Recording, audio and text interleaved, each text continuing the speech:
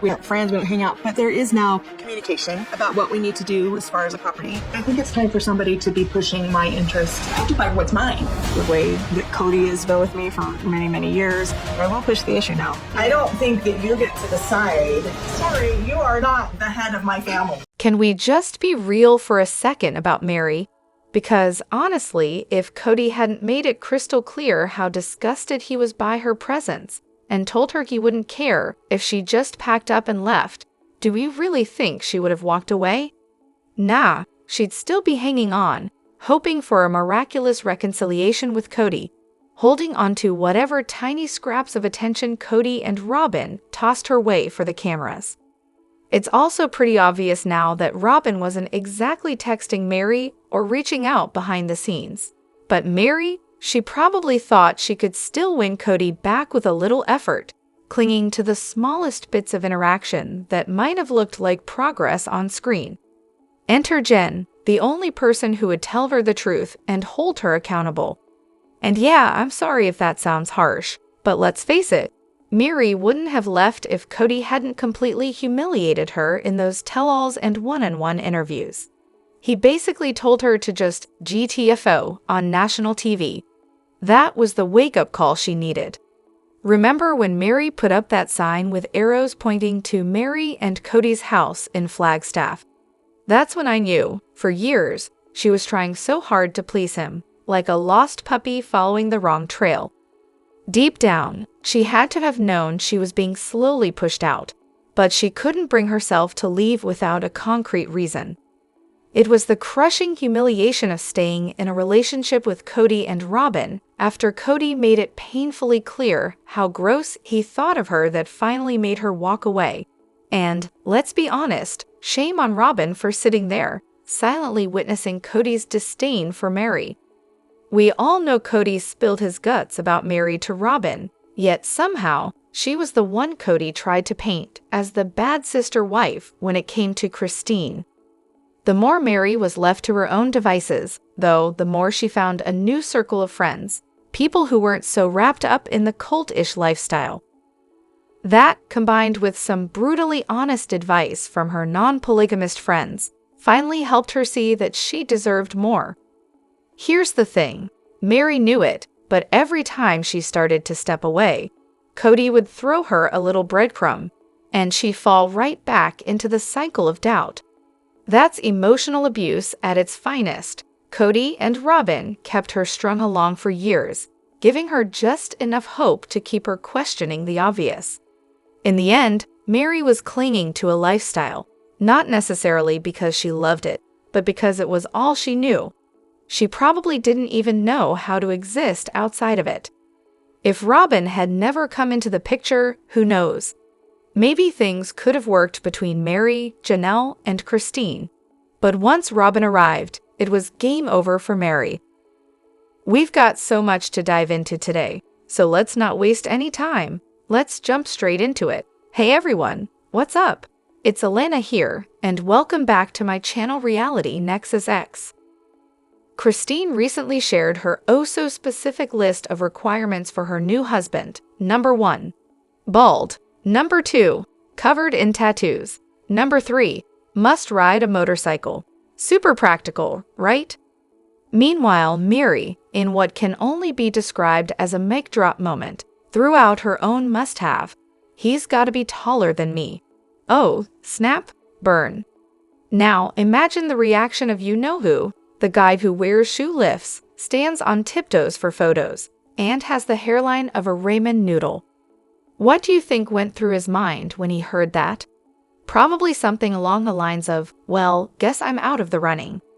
As for Meri's second requirement, let's see, maybe someone who can actually think of someone other than themselves for once? Or how about someone who doesn't wear gloves for no reason, like they're auditioning for Secret Service? And hey, maybe a guy who actually remembers she's been obsessing over Stonehenge since forever? Small details. But seriously, I hope Meri finds a partner who's mentally, emotionally, and physically compatible. Someone who actually respects her and doesn't turn the relationship into a daily quiz about her self-worth. And the way I died laughing at what you wrote, too real but for real, Meri deserves someone who can deal with her walls and her guarded nature. It's not a bad thing, but let's be honest, it'll take someone with emotional intelligence and patience, qualities not everyone possesses. Absolutely, Kody's little financial escapade is definitely something worth calling out. There's no way the OG3 can just waltz up and ask for their contributions back based on some flimsy marriage agreements, because clearly that was an airtight financial plan. But what Kody did with that money? That's prime fraud material right there. They've got hours of show footage. Talk about an open and shut case. Why hasn't anyone dragged him into court under fraud statutes? I mean, throw in a forensic accountant and they could easily unravel the mess. Honestly, at the very least, they should threaten to expose everything he's done with their money. It's almost comical that this hasn't come up in the subreddits yet. It's like everyone's just watching this train wreck unfold without even thinking about the giant pile of cash sitting in the wreckage. But let's be real, the OG3 handed Kody their money on a silver platter, even when it was crystal clear that Robyn was the only one left standing, and still they didn't blink. At this point, they might as well get matching tattoos that say financially naive. I swear, deep down, I believe Meri, Janelle, and Christine could team up and hire a forensic accountant to tear everything apart. It would be glorious to watch. But here's the kicker, they're probably too terrified to do that. Why? Because let's not forget, these women might have had some creative interactions with the welfare system, food stamps, Medicaid, anyone. And if they start digging into one mess, the whole can of worms is going to spill over. Still though, the threat of a forensic audit might be the only thing that gets Kody to finally start sweating. Maybe that's the settlement he'll want, anything to avoid the real fallout. As for Kody and Robyn, the legal term for their little scheme is unjust enrichment, and trust me, they qualify for that one in a way that could make any lawyer's jaw drop. So word on the street is that Robyn and Noodlehead, I'm assuming that's what we're calling him now, bought a new house and surprise, surprise, they've put it in a trust under her mom's name. Why? Well, rumor has it there's either a whole room or even a guest house ready for her mom to move in with them. Because of course, it wouldn't be a family affair without that. Now, here's where it gets interesting. Could this be Robyn's long game to eventually divorce Noodlehead? It would be a hoot, right? If they split, he'd have zero claim to the house. She'd probably clean up in the divorce, getting everything, and he'd likely end up paying child support or alimony, probably leaving him broke. Meanwhile, Robyn would just continue on like she always does, living off other people's money. Classic. If this is all true, then Kody might just be the dumbest man alive. She's basically setting him up in the same way they both did to his ex-wives. As for the trust, it's called something like the Whitestone Trust, I think. Anyway, it's locked down so tight that no one can touch it. Unless, of course, the bank or the legal authorities ever come knocking, because, you know, they could seize it or foreclose if the need arises. But hey, I'm assuming only their kids, or maybe Robyn's, are beneficiaries. The OG3 and anyone else who isn't officially on that list, they're out of luck. And let's be real, is Robyn actually savvy enough to pull this off? After all, Wyoming's the place where logic goes to die, right? I honestly don't get where this whole "the brown kids are mean to Robyn's kids" narrative even came from. Sure, we don't see everything behind the scenes, but the only time we got a glimpse of this was when Meri yelled, "They're your siblings and you better start acting like it." Moms, back me up. Oh, okay, Meri. Other than that, from what I've seen, Robyn's kids, especially Aurora, were the ones always making sure they were the center of attention whenever the family was together. And the rest of the kids, they've always seemed to act like siblings. So what's the deal? It feels like Robyn and her kids just wanted to play the victim card again. I'm sure there were moments when one of the OG kids was a little harsh toward Robyn's kids, Because, surprise, surprise, every kid in the world has probably been mean to their sibling at some point. Shocking, right? What really got to me, though, was how no one seemed to acknowledge that Robyn's kids also needed to adjust. You can't just waltz into an established family and expect everyone to completely change to make you and your kids feel comfortable. This family already had its own life and routine. So yeah, maybe it rubbed people the wrong way when they were expected to bend over backward for Robyn's kids, while those kids didn't seem to be asked to do the same in return. The OG-13 also went through a huge upheaval with that move, suddenly having to welcome a new wife and a whole bunch of new kids into their already tight-knit family. But heaven forbid they weren't immediately thrilled about it, right? If they weren't 100% welcoming, they were labeled the bad guys. Classic. Blending families is tough. The OG-13 had been a close-knit group for years, so to act like they didn't have some issues adjusting is just silly. Of course, they struggled, especially when they saw Kody clearly favoring his new family. Paedon even admitted to bullying the girls in Dayton at first, until he finally started getting along with Dayton. Shocking again. But let's be real, the parents weren't helping. Demanding instant acceptance from the kids, not exactly the best strategy. I do think bullying needs to be called out, especially when there's such an imbalance in the size and number of families involved. But honestly, the way this family was blended was a disaster. Robyn just sitting there crying about it didn't fix anything, and Kody's obvious favoritism toward Robyn and her kids only made matters worse. That said, I think they eventually found their stride, but it wasn't without some serious growing pains. Janelle's bravery is truly something to behold, though looking back, I'm starting to think it was more impulse than actual courage. The woman was about to buy an RV, and honestly, that's pretty bold. I mean, if you think about it, moving to raw land like Coyote Pass takes some serious guts.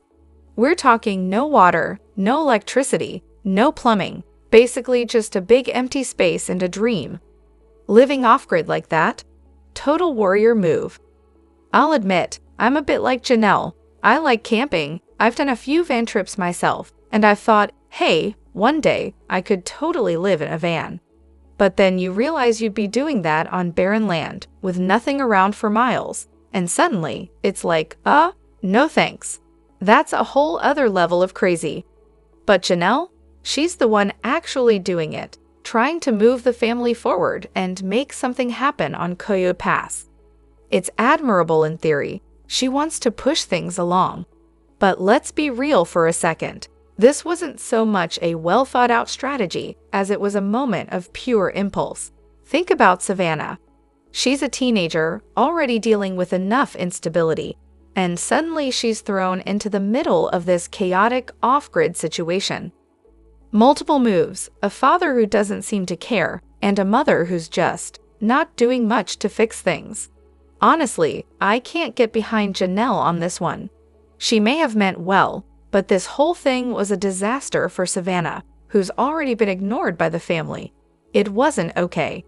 And yeah, I get that Janelle was trying to force the family into action on the property, but let's be honest, this was more of a storyline for her job than anything else. She was trying to make a point, but it backfired in spectacular fashion. She ended up cash poor after buying the RV, then needed a truck to haul it around. Kody had to help maintain it, and Savannah had to live there during her junior or senior year of high school. Not exactly the dream life. I think she was there for what? A few months. The whole thing was a mess. Anger and impulsiveness never lead to good decisions. And ultimately, Janelle hurt herself and Savannah more than she helped. If she'd applied a little logic and less emotion, this whole situation could have worked out a lot better for everyone. But hey, that's what happens when you act without thinking. I'm currently on Season 3, Episode 1, and holy red flags, Batman. The first thing that stood out, Kody is definitely a problem. Like, major vibes of this guy's an absolute disaster. Case in point, Robyn's little comment about how Kody responded to her putting pepper on his eggs. I mean, how could we possibly miss that? A man so emotionally available that a spice becomes a problem. And then we have the 3 wives who look like they're holding it together until it's time for wife number 4 to enter the picture. And then Kody's like, well, suck it up, girls. Like, okay, great leadership, bro. Clearly, he's such a family man. The show wants us to believe he's the all-around great guy and dad. But honestly, he's more of a poppin' for the excitement kind of guy than a let's spend quality time with the family type. It's like he's got a fetish for creating more mini-me's to keep stretching his already strained resources. If these wives competed in a Kody Kardashian look-alike contest, he'd probably just sit back and enjoy it, halfway acknowledging their feelings or, more likely, ignoring them entirely. And the cherry on top? He just casually uproots the entire family and moves them to a new state. Because, you know, maybe the cops are going to come after him for bigamy? Really, dude? Now you're scared of the law? Why do this whole coming out thing in the first place? And then act like a victim when the cops come knocking? But even better, the Utah police probably couldn't care less about your polygamy situation. But sure, moving to a new state will totally solve that issue. What's next? Moving to Mars? Then, Kody's daughter gives an actual, well-thought-out plea. And what does Kody do? Sorry, I'm the leader here. I make the decisions. Classic. And now he's shocked that his teenagers aren't talking to him. Oh no, Kody, don't be surprised when your parenting style and your arrogance push everyone away. Maybe I'm wrong, but I'm sorry. This guy just seems like a colossal jerk. No amount of G-chord guitar music can hide that narcissistic undertone. Kody's latest episode had him whining about his FOMO, claiming that his family knows he suffers from it, so anything they do to exclude him is like a punishment. First of all, since when did FOMO become a legit medical condition on par with asthma or high blood pressure? Honestly, any grown man who seriously claims to suffer from FOMO is just embarrassing himself. But then Kody really takes the cake, implying that the family he abandoned and trash talks at every opportunity, celebrates birthdays, holidays, and weddings just to rub it in his face. The sheer audacity of this delusional idiot is unreal. Newsflash, Kody, they've moved on. You're no longer a part of their world, so their celebrations have literally nothing to do with you. And then there's Robyn, with her "we're the odd ones out. We were voted off the Brown family island" nonsense. Seriously? You two alienated the entire family for years, and now you want to play the victim because no one wants to be around you? This is mind-blowing. Oh, and by the way, it's Kody's ex-wife's wedding, so there's that too. Let's rewind to earlier this season, when Kody attended Logan's wedding and started complaining that several of his kids were actively avoiding him. Then he went on to say something like, "Some of my family were making sure I could see them and acting like they were having the best time ever just to let me know that I'm missing out." What? I'm paraphrasing, but this just shows how distorted his thinking really is. He honestly believes that Logan's siblings weren't just having a great time at their brother's wedding. No, they were purposefully flaunting their happiness to make Kody feel left out. It's like they were staging a wedding just to prevent him from doing his trademark mosh pit moves. How mean of them, right? Let's not forget about his delightful double standards. He's the guy who told his young daughter, in excruciating pain, to either delay her surgery or go alone because he couldn't risk germs. But then, in the very next breath, he's officiating a wedding and dancing around mask-free. Maybe if he watched that episode again, it would jog his memory as to why he's not invited to these things. Honestly, I just realized this might be the first time Kody ever considered FOMO a real condition. It's about as serious as YOLO disorder, or whatever damage LMAO might do to Kody's delicate glutes. Good grief, the man is so dim. But hey, FOMO affects the kidneys, right?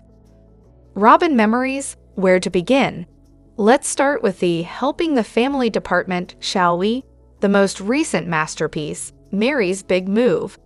You'd think that with all the family first talk, Robyn might actually, help. But nope.